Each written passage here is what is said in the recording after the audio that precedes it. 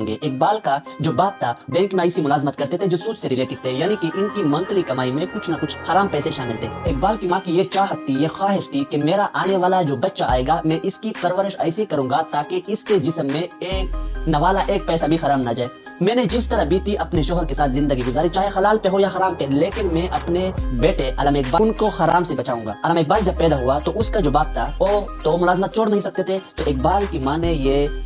فیصلہ لیا کہ میں اپنے بیٹے علامہ محمد اقبال کو ایک گوند دودھ بھی اپنے چاتی سے نہیں پلاؤں گا، کیونکہ میرے اندر جو دودھ ہے وہ حرام ہے، میں نے اپنے شوہر کی کمائی کھائی ہوئی ہے وہ حرام ہے، تو شاید ایسا نہ ہو کہ میں اپنے بیٹے کو حرام چیز اس کے پیٹ میں ڈال دوں، اس کے جسم میں ڈال دوں۔ وہ ان سے ڈرتی تھی کہ میں اپنے بیٹے علامہ محمد اقبال کو حرام چیز کہیں نہ کھلاؤں، وہ اسی طرح پرورش کرنا چاہتی تھی۔